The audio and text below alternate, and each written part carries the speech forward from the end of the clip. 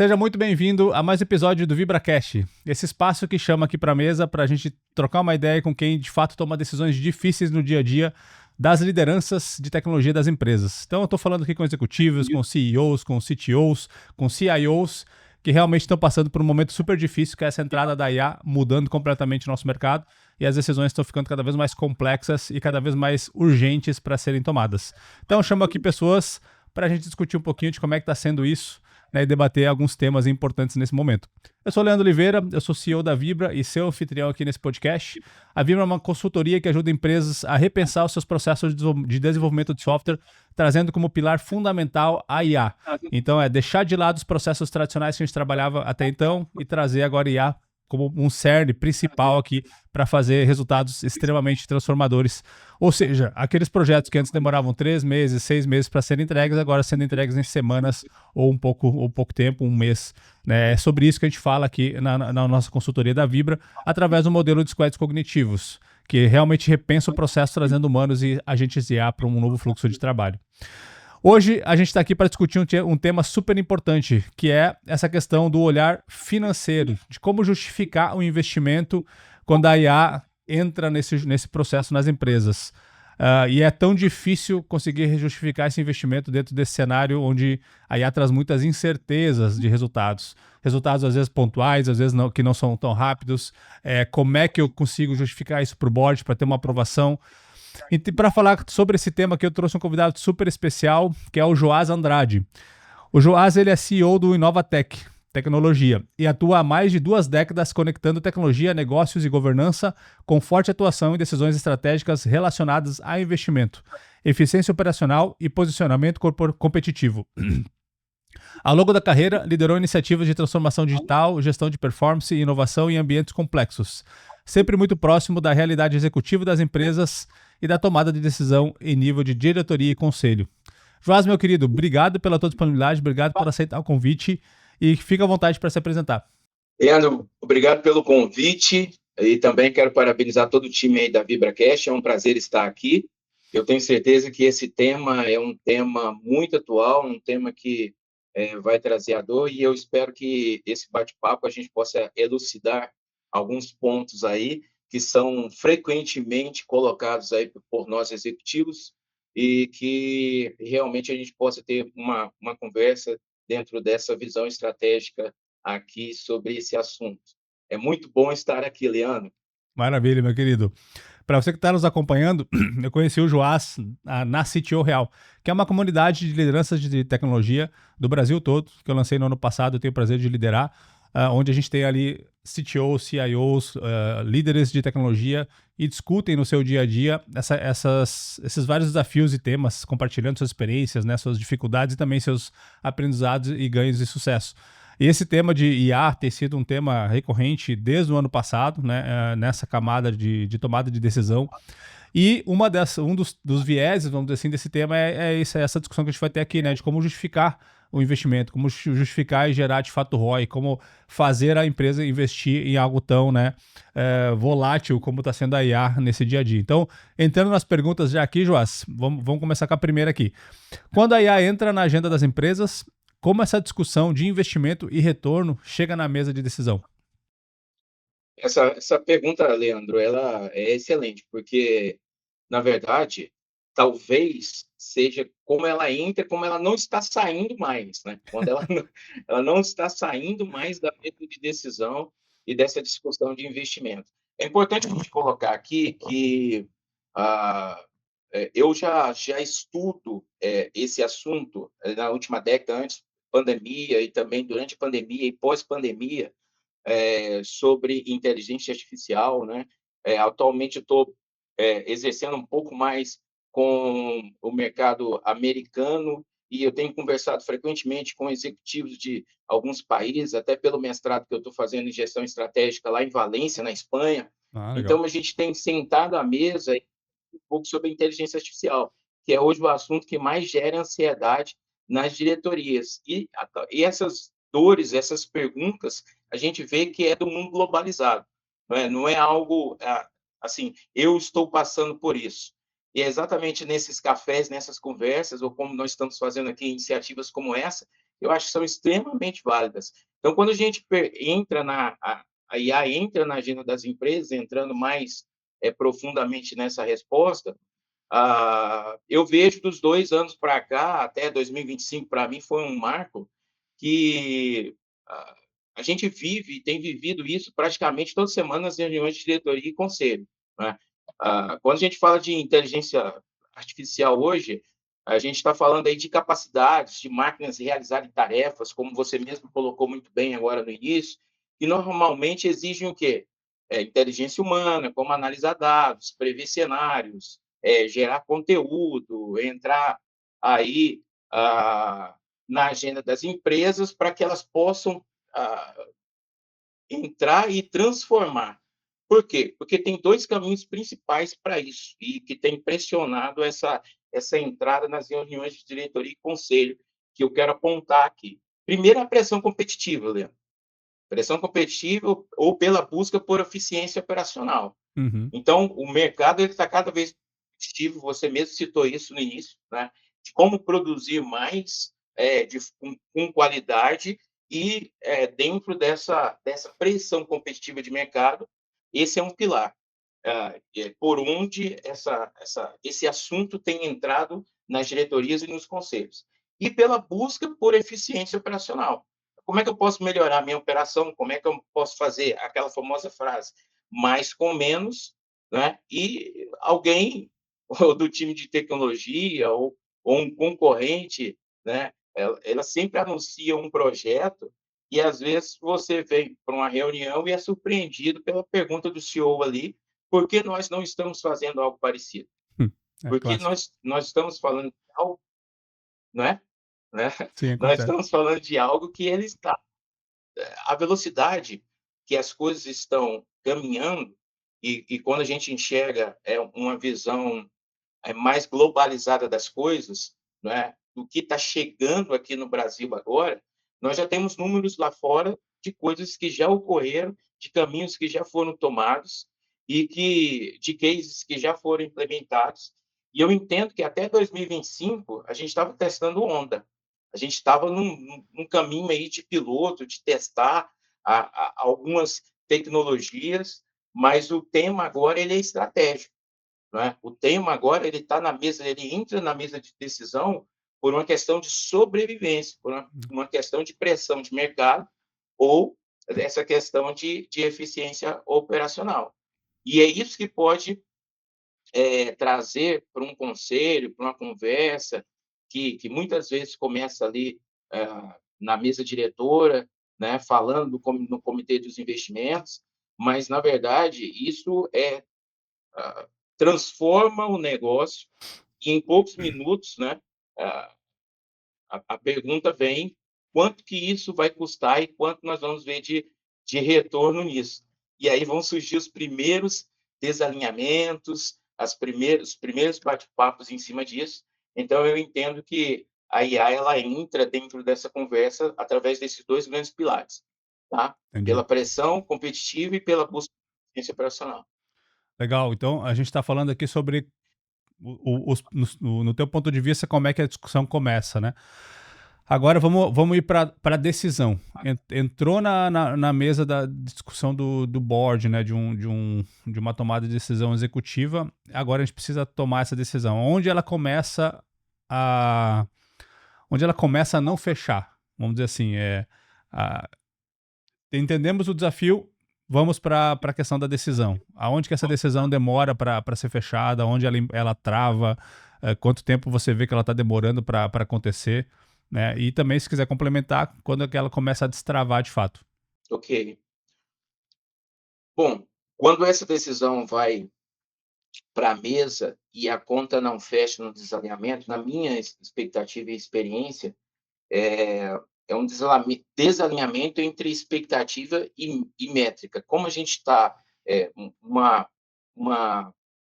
a expectativa que eu tenho do que está sendo apresentado de retorno e a métrica em cima disso, né? Que os executivos esperam de redução daquele custo linear de uma forma que, como a gente tem medido outros projetos, por exemplo, de automação, de entrega aí, de projetos de TI que seriam mais tradicionais, de infraestrutura, mas o que nós vemos aí é que a IA ela entrega um valor distribuído, ele é indireto de muitas vezes, e nós temos estudos que comprovam isso, né, de um, uma entrega de valor a um prazo médio, com um prazo mais longo, e nessa melhor tomada de decisão, né, com a inovação de produto, experiência do cliente, resiliência operacional. E aí eu quero citar aqui um estudo aqui, por exemplo, do MIT, agora de 2025, que traz um dado muito duro, né? Traz uma coisa extremamente relevante, que a gente precisa entender essa questão, trazendo que 95% dos projetos pilotos aí de nas empresas, eles estão falhando. Caramba. Por quê? Porque falham em impacto financeiro é mensurável, e aí nós estamos falando da linha do PIL, né, que ela não falha por tecnologia, Leandro, mas ela fala do learning gap, que organizações não se redesenham, né, workflow sem a capacidade de pessoas para capturar esse valor, para entender, para poder definir melhores os modelos de mensuração aí do valor agregado que esses projetos de inteligência artificial vai trazer. E ela traz esse dado que 80% dos projetos eles têm falhado exatamente por essa questão do desalinhamento entre expectativa e métrica, Uhum. porque nós estamos medindo IA como nós medimos a tecnologia há um bom tempo atrás. E é isso que a gente precisa mudar. No Brasil, por exemplo, eu quero te trazer um dado, eu acho que até a Vibra, você postou algo sobre isso também na comunidade, eu achei muito interessante, mas teve um estudo da TOTS agora, né, que similarmente no Brasil, indica que apenas 20%, né, consideram a IA altamente estratégico e 42 vem baixo alinhamento com objetivos de negócio. Caramba. Por quê? Porque estão olhando ainda com a lente de alguns anos atrás. E aí isso nos remete a alguns pontos extremamente importantes, né? Que aí ela não vem só trazer tecnologia, aí ela vem trazer mudança de cultura, ela vem trazer insights novos para o negócio, ela vem trazer alinhamentos de visões, de retorno, de tempo de retorno em projetos que nós não estamos ainda acostumados. E tem uma frase que ela tem sido falado aí por onde a gente tem andado, que a IA não vai substituir pessoas, correto? Uhum. Mas ela vai substituir pessoas que não estão preparadas para poder trabalhar com IA. Então, eu vejo aí que esse valor, esse desalinhamento, ele está principalmente nessa expectativa ah, de medir e dessa métrica dentro dos projetos aí, quando a discussão vai para a decisão e quando a conta não consegue fechar. Vamos trazer um exemplo prático aqui para o pessoal procurar entender uma questão aqui. Se a gente for pensar numa área de manutenção, Leandro, que vem, propõe um modelo de IA preditiva para antecipar falhas em equipamentos. Uhum. Então, estou numa indústria, né? E isso é um caso que a gente passou também, vivenciou isso. Então, numa indústria aí, você propõe um modelo de IA que ela vai prever e vai antecipar falhas em equipamentos, por exemplo, né? E aí o piloto do projeto, ele funcionou bem tecnicamente, reduziu paradas inesperadas e tal.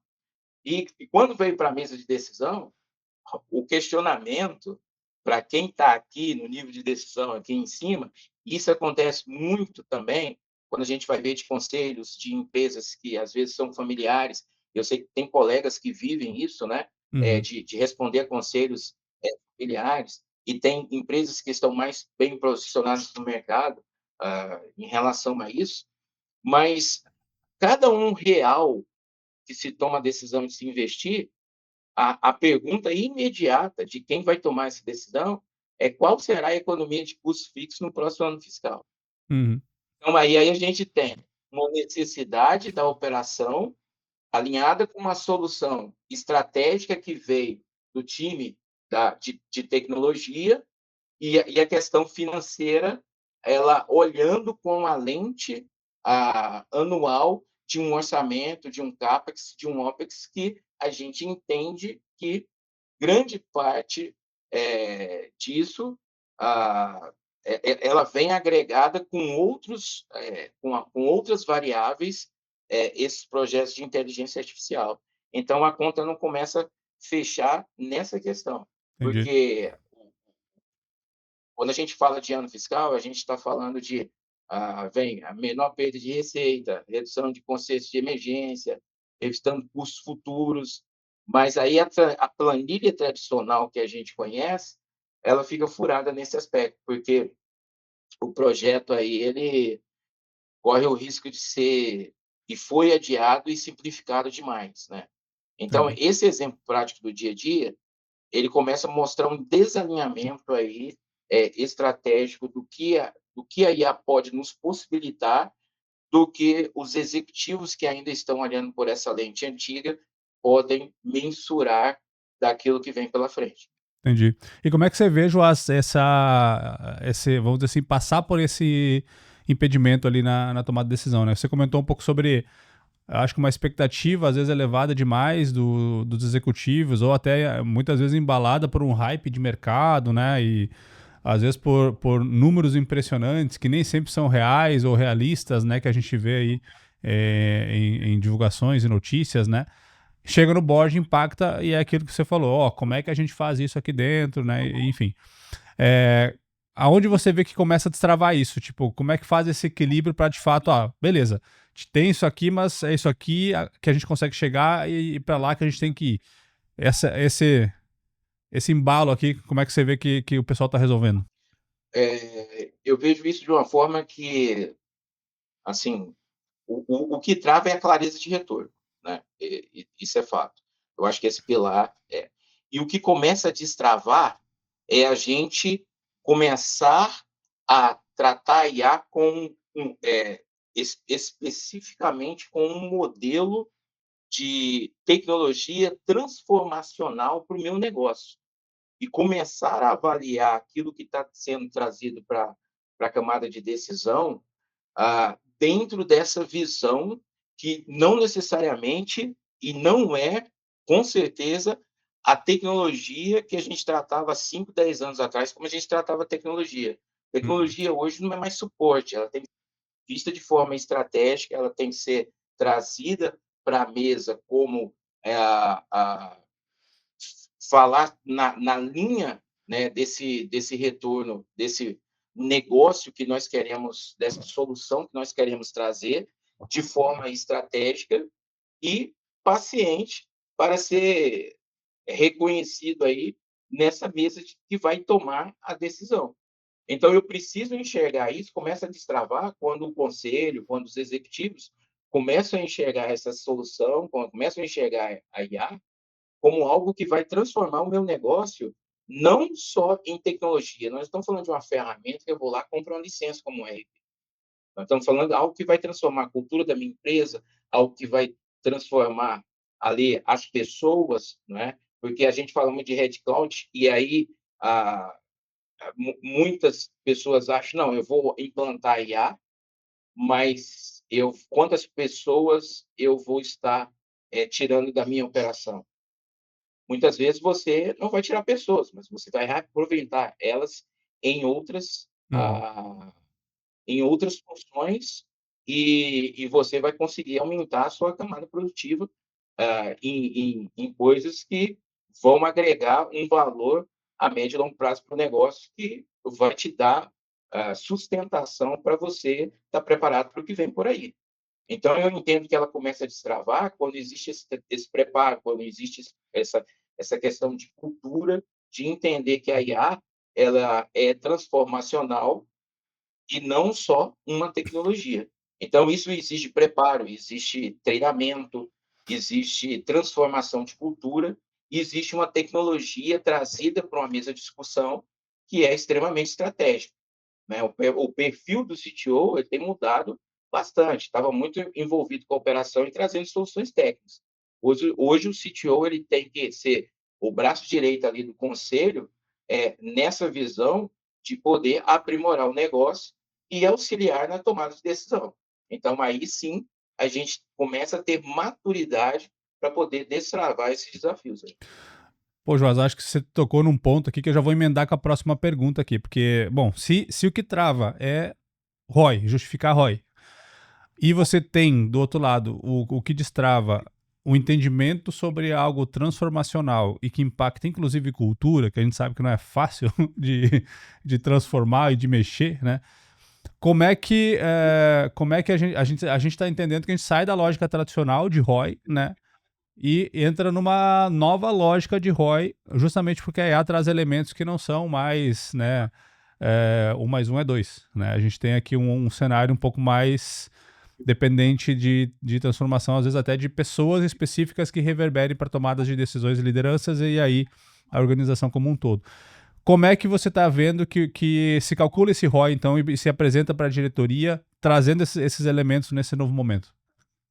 Então, Leandro, importante falar isso, porque quando a gente fala de clareza de retorno, para mim é o maior freio, e a gente precisa entender que isso se torna o maior obstáculo. E a gente não pode ir pelo achômetro, né? A gente tem que ver o que, que o mundo, os estudos aí, por exemplo, está trazendo, né? Quais são esses dados globais que reforçam isso? E a gente tem uma pesquisa da Forbes, por exemplo, hoje, com mais de 1.075 executivos, né, nível C-level, nível de decisão, e revelou que 39% citam exatamente aquilo que você falou, que é a medição de ROI e o impacto dos negócios como principal desafio, né, em iniciativas de IA. E aí, veja, menos de 1% desse grupo, e aí nós estamos falando o quê? Nós não estamos falando nem de executivo só Brasil, nós estamos falando a nível mundial. Menos de 1% relatou que o ROI ele é significativo e eles esperam algo acima de 20% de lucratividade ou economia de custos. Mas a Uhum. grande maioria também relata que vê apenas ganhos limitados, entre 1 a 5% no primeiro ano, né? De 8 a 12 meses ali. Porque nós estamos acostumados o quê? De termos os projetos sendo medidos no ano fiscal. E também com um período de payback de aproximadamente, aí a gente fala de 12 a 24 meses, né? E a IA, ela tem ganhos que muitas vezes não são mensurados por essa técnica. Esse ROI esse modelo de ROI que nós estamos acostumados, a Panorama e em 2025 aqui, da TOTS, né? Um panorama que foi divulgado pela TOTS, apontou exatamente isso no Brasil. Quando a gente vai aqui no Brasil, uma das principais barreiras que a gente tem dentro das empresas, e 32% foi esse índice, né? É a escassez de talentos preparados para poder entender essa questão de Caramba. medir os projetos de IA. E esse estudo ele começa a ajudar os colegas, a comunidade, muito importante, começa a ajudar e a delimitar e a explicar esse perfil de como medir esse ROI, aí trazendo para a gente para uma realidade mais mensurável em torno da IA. Como as empresas brasileiras conseguem extrair esse retorno mensurável dentro da IA. Então, um exemplo prático aí que a gente pode ver, Leandro, é exatamente isso. Nós precisamos investir, né? Porque muitos projetos acabam sendo reduzidos a testes pequenos que poderiam dar a longo prazo ou vão dar exatamente a sustentação para o que vem por aí, para o que a gente tá vendo do que a IA vai possibilitar em termos de agregar valor para o meu negócio. E, no fim das contas, né, que isso vem trazer dentro dessa clareza de retorno? O risco quanto o custo, eles ganham um peso desproporcional, porque se eu meço a IA pelo modelo de custo anterior e se eu coloco o risco de investir em algo que para mim não é mais onda, não é mais uma decisão aqui se a gente vai investir ou não em IA, mas em sim qual o modelo que nós vamos trazer e trazer maturidade para o nosso negócio, que é a grande discussão à mesa. Porque nem todo valor da IA ele é imediato e puramente financeiro.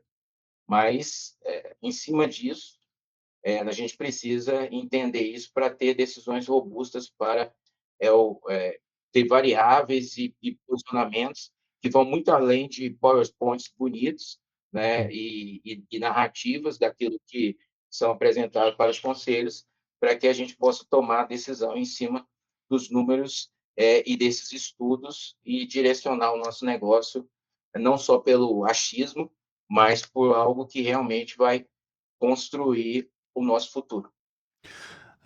Acho que você trouxe, acho que você meio que fundamentou uma percepção de mercado que a gente que está lidando diretamente ali com esses líderes sente, né, na prática. Eu tenho falado muito com CTOs, CIOs e CEOs de empresa de médio, grande porte, também algumas startups, mas mais empresas de portes um pouco maiores, sobre a adoção de IA no seu processo de desenvolvimento de software que a gente faz com a Vibra, né? E eu fui aprendendo, vamos dizer assim, porque eu venho falando desse tema desde o ano passado. A gente começou a falar de squads cognitivos em agosto do ano passado. Então, dá para ver nitidamente, vamos dizer assim, a maturidade de entendimento e a expectativa e também a questão do letramento, né, desses executivos em relação ao que é de fato a IA e como ela pode impactar, e não o hype, né, e não marketing que a gente vê em rede social, até chegar isso numa tomada de decisão. É um processo, né? Às vezes, empresas que eu comecei a conversar num determinado momento e continuei conversando ao longo de 3 meses, a postura daquele executivo vai mudando, porque ele vai entendendo, vai se aprofundando, vai tendo mais clareza, vai entendendo algumas expectativas falhas que ele tinha em relação a esse ROI, né, que a gente está discutindo aqui. E o que você trouxe aqui, Joás, só corrobora essa percepção. Realmente, a gente não tem essa solução plug and play para um ROI imediato, né?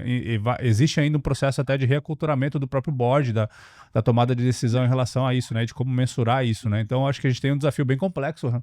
Na verdade, não só líderes de tecnologia, mas o mercado como um todo, né?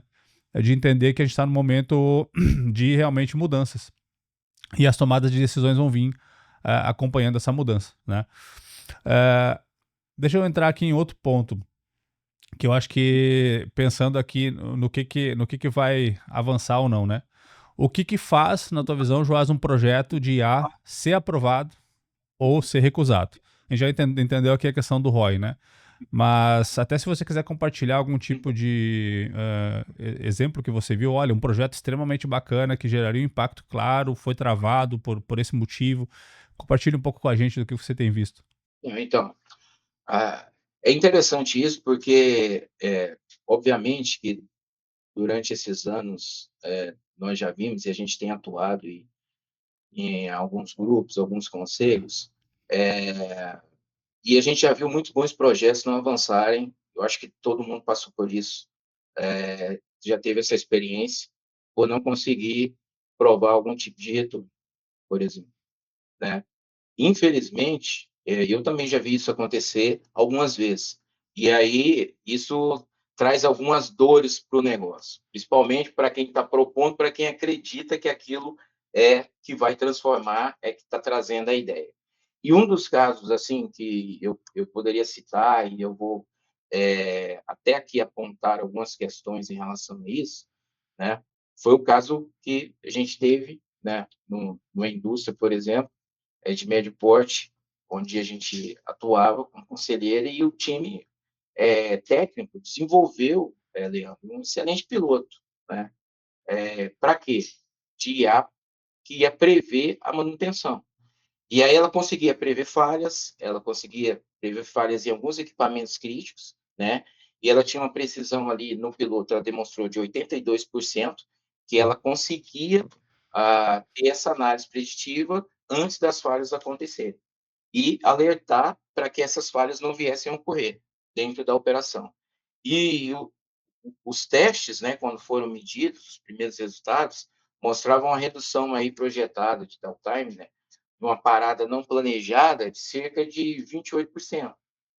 E eu estou trazendo esses dados aqui para que a gente consiga entender que o projeto, tecnicamente, a nível de solução de tecnologia, ele não era o problema. Ele era sólido, ele tinha boa governança, ele tinha uma boa governança de dados, o time estava enganjado, as pessoas que trouxeram a proposta acreditavam naquilo que estava trabalhando, gastaram tempo para poder fazer aquilo.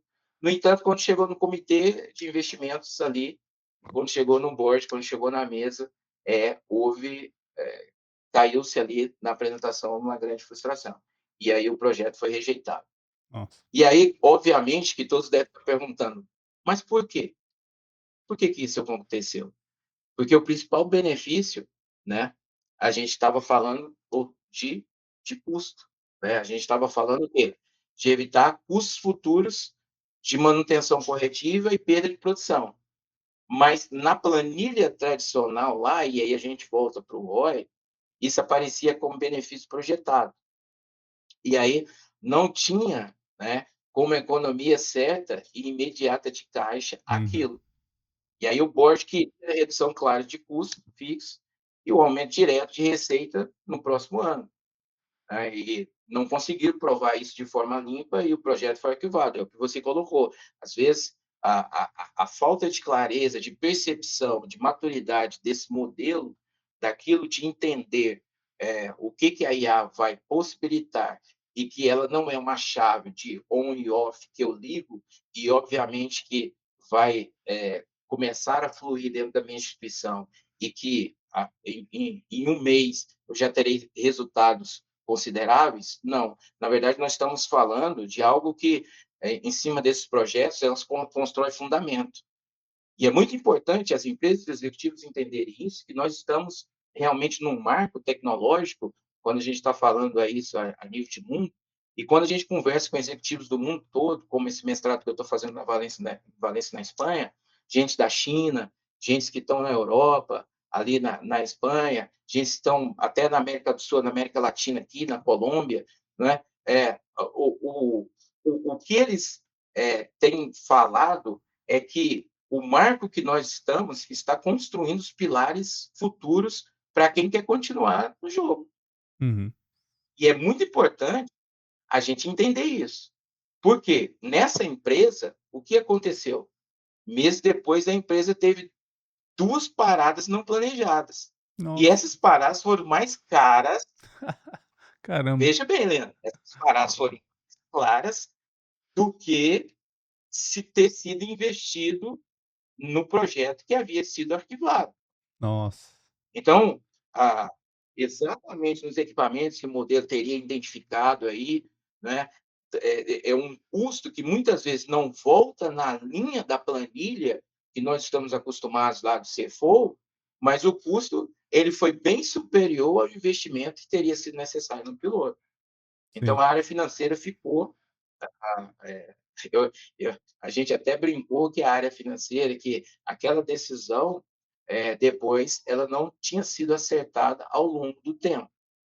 Exatamente por quê? Porque ela foi visualizada, enxergada, medida com a lente da TI de infraestrutura. Então, posso te dar um outro exemplo aqui, tá? Que eu vejo com frequência isso aí. Projetos de IA, ah, assim, para análises avançadas de crédito, e aí a gente está falando já do mercado financeiro. Uhum. Tá? A gente tem aí projetos de IA para análise avançada de crédito, todos nós sabemos, motores, detecção de fraude, instituição financeira, e muitas vezes esse modelo ele vai reduzir, eu já venho desse mercado financeiro há alguns anos, já trabalhei dentro dele, principalmente com esses motores, com essas soluções, e eles vão reduzir o quê? O risco significativamente de inadimplência, perda por fraude, critérios que você vai ter ali para essas análises preditivas. Mas como o ganho ele aparece com menor perda, né, e não com maior lucro, ele sofre resistência na aprovação. E quando eu sofro resistência na aprovação, né, eu não tenho como medir isso futuramente. Eu não tenho como medir esse ganho. Porque se eu já mato a ideia, e é o que a gente precisa entender e mudar o mindset. Nós, como executivos, nós temos a responsabilidade da tomada de decisão, de contribuir com aquilo. E, às vezes, nós temos reuniões acaloradas em mesas de conselho, no bom sentido, por muitas vezes nós estarmos preocupados com o lucro imediato e não termos essa visão que nós não estamos construindo apenas lucro, mas nós estamos construindo a sobrevivência do negócio. Veja o caso da Kodak, por exemplo. O caso da Kodak, todos nós conhecemos, né? O que aconteceu na linha do tempo com a Kodak, que não inovou, não se atualizou, não trouxe para o seu corpo diretor e para aquelas pessoas que às vezes pensam ainda como no mundo analógico, porque eu estou aqui fazendo isso há 40 anos da mesma forma, e acha que essa lente não mudou. A gente até com a idade, a gente vai mudando a lente, né? Você vê aí que você usa óculos, talvez você está aumentando seu grau e tal, e aí você precisa mudar. Nós precisamos exatamente desse alinhamento, dessa visão de negócio, pensando nessa sobrevivência. Uhum. No Brasil, agora, eu acompanhei um caso em uma rede varejista aqui regional, e aí ela desenvolveu um modelo de IA para essa automatização, essa otimização de precificação dinâmica, né? Ela desenvolveu um modelo que ia otimizar a precificação dinâmica do negócio deles. E aí esse piloto mostrava uma margem inicialmente pequena, de 2,8%, em categoria, naquelas categorias que foram testadas assim. Uhum. E mesmo com a margem positiva, né, dentro desse mundo competitivo que a gente está vivendo, quase que o projeto não avançou, porque o comitê, como você falou, queria ver o plano completo, com a menor perda possível, e não com o maior lucro. Ele acabou sofrendo, né, esses impactos, e o projeto quase não avançou, porque a empresa já queria ver o lucro líquido já nos primeiros 6 meses. Eu acho que é Então, uma. quando a gente pensa que uma casa, ela. Aham. Não, eu só ia comentar que eu acho que é uma ansiedade, né, pelo resultado. Acho que é natural. Enfim, às vezes eu fico pensando que eu acho que é natural do board executivo ter essa ânsia pelo resultado o mais rápido possível, o menor custo, né, possível. Joás, desculpa te cortar, mas só para a gente ir pro. A gente já está chegando aqui no final do nosso tempo. Uh, Várias das perguntas que eu tinha citado aqui pensado aqui para a gente conversar, você já foi respondendo nas tuas falas e os exemplos que você trouxe, mas tem uma que eu queria só para a gente poder encerrar, que você trouxesse essa visão do CFO, né? Você comentou muito ali de qual linha da planilha, né? Cara, na tua visão, Joás, aonde você vê assim que o investimento em projetos com IA tem que estar onde na planilha para ela ter maior chance de ser aprovada? CAPEX, OPEX, enfim, me dá um direcionamento do que você tem visto, que eu acho que quem está nos acompanhando aqui vai ver bastante valor nisso. Tá. É interessante a gente falar aqui que a, a minha visão, e eu tenho andado e conversado bastante, é importante colocar aqui que nós precisamos fazer uma mudança profunda na forma como a gente avalia investimentos em IA. A gente precisa ser responsável em relação a isso, né? A IA, eu não vejo a IA como a implantação de uma tecnologia, não é só ajustar a planilha, é mudar a mentalidade. Uhum. Se muda a mentalidade através de investimento em cultura. E aí a pergunta aqui é o que precisa mudar. Talvez o que a comunidade aqui, e talvez não está muito claro quando a gente pergunta, é exatamente o que a gente pergunta um para o outro para poder pegar a experiência um do outro e entender qual é a resposta para essa pergunta. que precisa mudar, então? Então, os executivos hoje, né, eles estão avaliando, dentro desse modelo tradicional de TI, um foco excessivo em ROI, de curto prazo, payback rápido, redução direta de custos. E aí, isso precisa evoluir para onde, Leandro? Precisa evoluir para uma lógica de portfólio estratégico.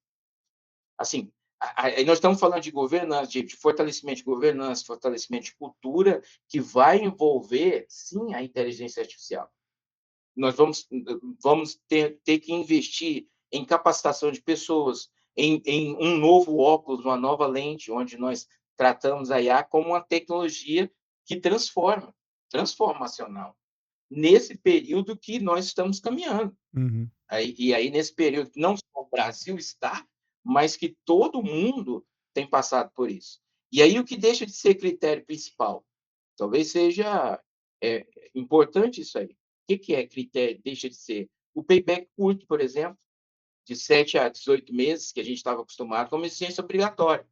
Então, a primeira pergunta do CEO aqui, que talvez a gente precisa mudar a lente, que precisa mudar a lente dos colegas que a gente precisa evoluir, é pensar no payback, nesses critérios. Pensar no foco quase exclusivo em redução de headcount ou custo fixo. Parar de muitas vezes pensar que só vai ter redução de pessoas. Tem outros valores agregados que a IA está trazendo para o meu negócio, que isso vão dar um resultado muito maior, que de repente não é tirar as pessoas, porque lá na frente eu tenho um custo de contratação novamente, porque o negócio cresceu. Uhum. E aí eu posso aproveitar essas pessoas em outros lugares. E o custo de contratação hoje é muito alto em relação àquilo que a gente coloca dentro de uma planilha, né?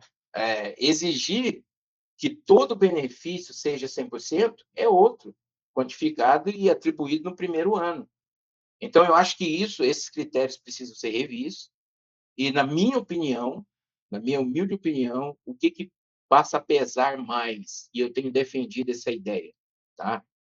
Aqui não é algo que a gente está falando do que a gente está vendo agora. Não, a gente já tem vivido isso na prática, que nas situações que a gente tem passado no dia a dia, ah, eu vou apontar aqui alguns pontos que, na minha opinião, tem passado a pesar mais, que é a visão do portfólio, por exemplo, dividir os projetos em categorias, né? É, determinar aí dentro disso um modelo de maturidade também de IA para a sua organização. Não adianta pegar talvez um modelo pronto e querer aplicar porque o vizinho colocou lá e lá deu certo. Uhum. Então é importante entender o seu negócio e as suas dores e trazer e para o seu conselho um modelo, para o board decidir, um modelo que tenha a ver com aquela realidade do negócio, né? Investir na melhoria do processo a médio prazo, porque se você automatiza um processo que é deficitário, ele só vai exponenciar um processo que é falho. Uhum. Então, eu preciso ter essa visão de portfólio, de médio prazo, de apostas transformacionais, de longo prazo e de alto impacto estratégico. Eu preciso definir isso, eu preciso ter claro isso, né? Antes de a gente estar conversando sobre planilha em relação a custo. Essa capacidade organizacional, quando a gente está falando de IA, maturidade de dados, governança, né? Pessoas e capacidade de mudança cultural, o valor total realizado, por exemplo, eu vejo como um outro ponto, né? Que incluindo o crescimento de receita.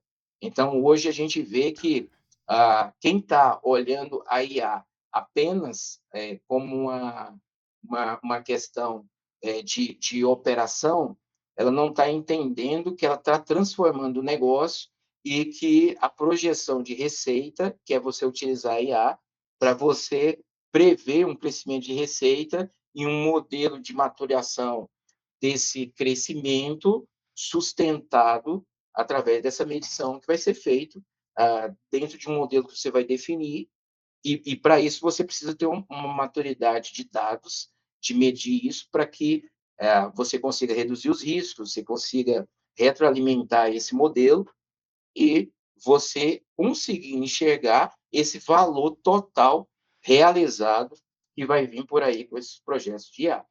Acho que esse é o desafio, Agora, né? eu quero apontar um ponto aqui, apontar aqui, Leandro, só para finalizar, Uhum.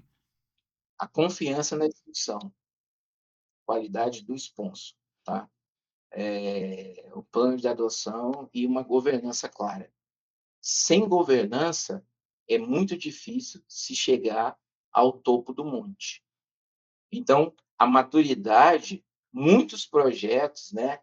Nós precisamos entender que às vezes a ideia é boa, o PowerPoint é bonito, o projeto é lindo e maravilhoso, mas não se tem a confiança para passar para um conselho para se decidir dentro da governança, dentro da confiança dessa execução de quem está propondo o projeto. E essas opções estratégicas, elas são muito importantes, porque é isso que a gente vive no dia a dia. A diferença de quem leva é essa vivência diária. E como leva, e quem está levando precisa estar preparado, porque hoje ninguém quer investir R$ 1, R$ 2 que seja em algo que vai dar errado. O mercado está extremamente competitivo, não é por isso que nós não vamos correr os riscos, mas também nós precisamos estar preparados de forma responsável para que a gente consiga construir as empresas que estarão preparadas para esse futuro que está chegando aí, Pô. que já chegou.